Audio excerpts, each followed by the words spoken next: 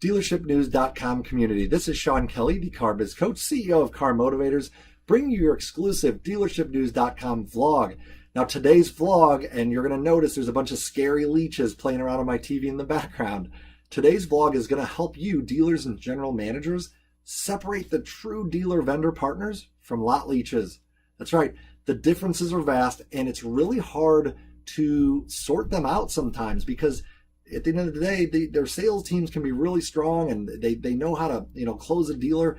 But then sometimes you find out after the fact that things aren't exactly as we had hoped or planned, right?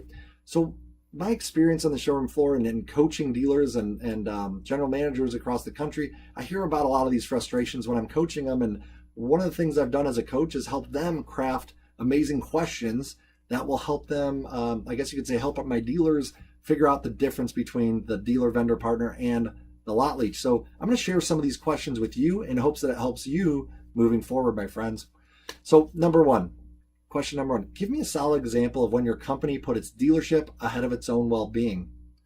By the way, I want you guys to know I've got a blog on that I take a deep dive and explain each question and what you're looking for. I also list out some of my favorite dealer vendor partners, the ones that I know take really good care of their dealers and you should certainly connect with. Now, that being said, let's keep rolling through the list here. Number two, if shedding light on something could get you fired, okay, how would you handle it? Has anything like that happened to you in the past? Now, think about this for a second. If a dealer vendor partner had a relationship with a manager who was going against the dealership rules and breaking the integrity there, what would they do about it, right? Would they risk losing the dealership altogether by exposing the challenge going on there? Or do you think they would keep things under wraps so they could maintain that relationship? That's something to watch out for, okay? And they, you want to hear their answer and find out what does integrity sound like to them. Next question, can you show us any real world examples when you go the extra mile for your dealerships? Question number 5, when and where did you have an opportunity to close a deal, but chose to walk away instead because it wouldn't have been a good fit for the dealership? Great question, right? They should be able to, even if they close a dealership, that doesn't mean they should take the business, right? No, not kidding when I tell you, my company walks away from just over 20% of the dealers that say yes, because it's not a good fit for one reason or another.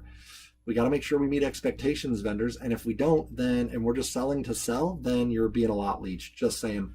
What is the value you bring to your users? How does that bring value to the user's customers? Think about this. Any software or tool should help the dealer and the customers of the dealership. If it doesn't help both, if it detracts from one or the other, that's not a good thing. Number 7, are you in the car business or people business? Why do you say that? They should have a great explanation on why they're in the people business, because we're not in the car business, right, guys? Okay, so there's no perfect tools or systems or software. So what are 3 small complaints your customers often have or have had in the past? And what are you doing to fix those issues? What's the fine print on your contract? Make sure you ask those questions, very important. What was the last big innovation you made? How did it come about? And what did you aim to accomplish for your dealers in building it? Really, anyone who's selling their software should be able to answer that question and really be able to tell you how they're adding value for their dealership. Question number 10, what hard data or case study do you have backed by a dealership where you have helped their bottom line or impacted their results? They should have hard data backing up their claims, showing everyone that they've made an impact at a dealership. If they can't, then there's a problem there, right?